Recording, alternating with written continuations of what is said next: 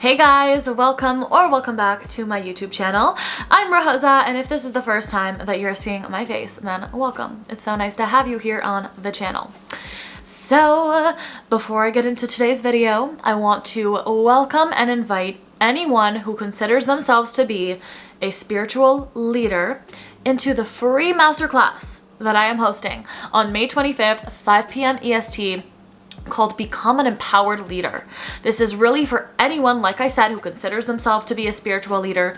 If you want to show up online in any way, if you're an aspiring entrepreneur, you have to place yourself in any type of leadership position, whether that's at your job, online, in your community, in any way, shape, or form, and you are working as a woman of the light, bringing the light into this world, then I created this space for you. And I am so excited because I am going to be bringing so much value to this call. It's really an accumulation of the biggest, most valuable lessons that I've learned as an online content creator, influencer, whatever you want to call it, as a spiritual leader in the online space, and really stepping into the identity and role as a coach, a leader, a mentor, a teacher. And what helped me shift from the identity of insecure, shy, not very confident, afraid to speak up, a people pleaser, afraid to share my unique voice with the world. And what I learned from transitioning from that version of me, that identity of me, to the version and identity of me who has stepped into my leadership position, working through all the resistance and the things that come up when it comes to spiritual leadership. So doors are open right now. You can reserve your spot down below. If you're watching this video after May 25th, then the replay will be available for free and linked in the description down below with even more information, so you can sign up and watch the replay there. Okay, now let's get into the topic of today's video. The biggest video on my YouTube channel as of right now is my video on robotic affirming. So off the back of that video, I get a lot of questions about if robotic affirming is the only way to manifest. Can you still manifest if you don't want to affirm or you don't want to robotically affirm? What if robotic affirming doesn't work for me?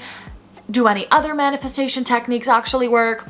I get these questions all the time, and also from a lot of people in my personal life. A lot of people come up with some resistance when it comes to affirming, and they just either don't want to affirm, or they feel a lot of resistance because they feel like by affirming, it's perpetuating the feeling that they lack the thing that they desire.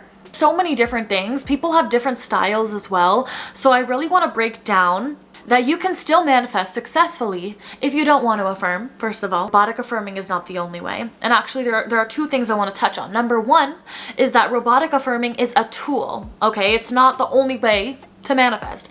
It's a tool that you can use to impress your subconscious mind with the reality you want to experience, not the end all be all. And the second thing I want to share is that life ebbs and flows. Sometimes we feel called to doing things one way. Other times we feel like changing things up and doing things another way. Maybe this old way doesn't resonate with us anymore. Our way of going about manifestation shifts because we shift all the time. We are ever flowing, constantly evolving beings. We're always changing, and so are our desires, right? Like, I learned recently that a big reason I started having resistance with affirming was because I was starting to realize, like, oh my God, I actually don't really desire the things that I'm affirming for, at least maybe not in the same way. And I've just been affirming, robotically affirming and saying them on a loop, and I actually don't resonate with the things I'm desiring for anymore. I want to allow my desires to expand. I want to change my approach. Or maybe affirming doesn't even feel good to me anymore and I want to try something else. So those are the two things I want to expand upon in this video.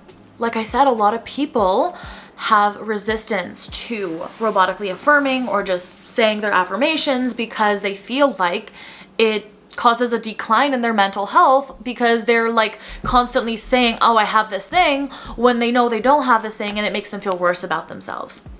So literally everyone is different. Whatever your personal situation is, you need to really tune in with yourself. You know, if you hear a teacher or anyone ever say, you have to do this to manifest, if that doesn't feel good to you, then you don't have to do it.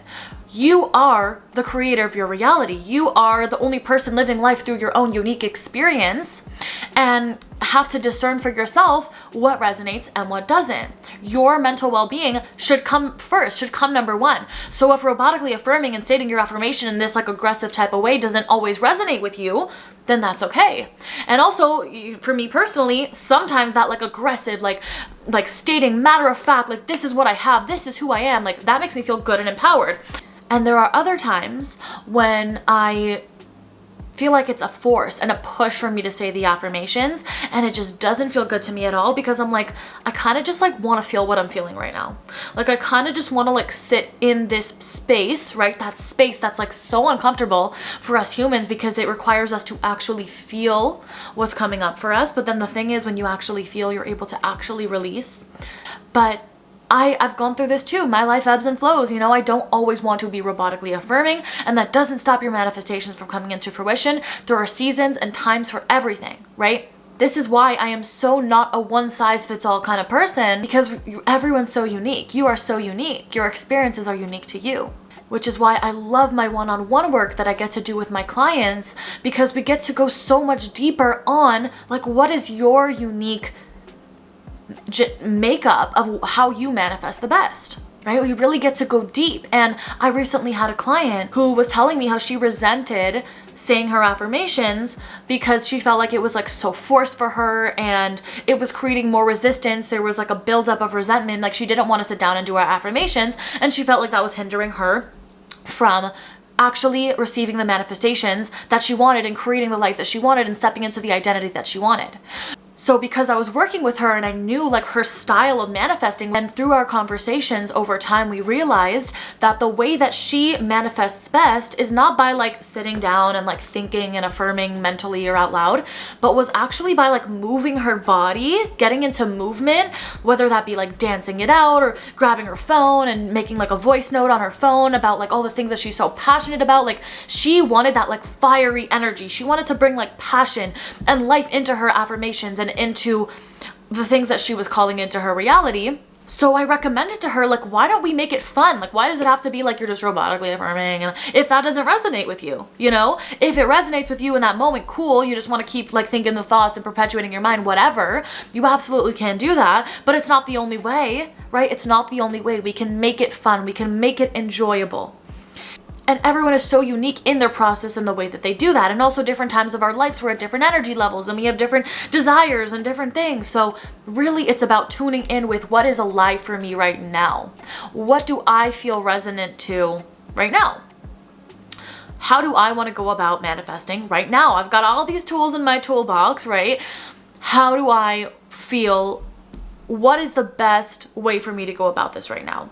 And lately I've been on this like movement wave where I feel like moving your body is such a good way to manifest, because you're moving the energy around. Like it's not just staying in the mind. Like we have to realize we're not just mind, right? We are mind, body, and spirit.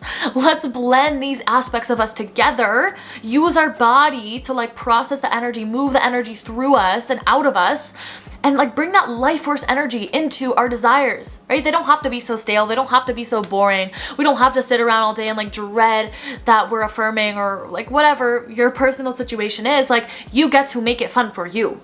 You get to decide what you want your life to be, how you want to create your life, and also how you want to go about creating that life. When you're excited about it and you bring that life force energy into your desires, then they become more emotionally charged. And the more emotionally charged, the better. The more potent, the quicker and faster it's going to seep into your subconscious mind, because our subconscious takes impressions so much quicker when we feel it. And this is what Neville Goddard talks about as well, is like you want to get the feeling of the wish fulfilled, because that is what absorbs into the subconscious. That's what impresses the subconscious mind. The point of the human experience is that we also have a body, right? Let's use it. Let's move through it. And one way that I personally love to manifest is, like I said, through movement, but whether that be through my walks, like I walk my dog 3 times a day, I'll like visualize as I walk, or I'll think about what I want as I walk, or I'll listen to a podcast and I'll like get excited about the life I'm creating as I'm on a walk, or while I'm at the gym, I'll like visualize my body sculpting and I'll like imagine it and whatever. Like I love moving with the energy, because I feel like that brings that like aliveness to it and makes it more emotionally charged. Not that we're always going to be in a positive state and that we can only manifest when we're in a positive state, but it helps. It helps to get ourselves moving, to get those endorphins up so that we feel like damn good about what we're calling in. If you resent it, you resent the process of using the affirmations, you don't have to do it like that.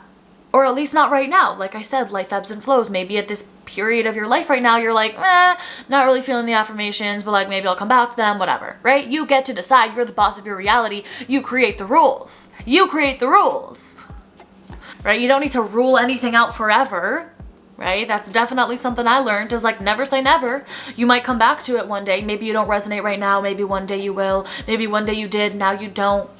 We are changing.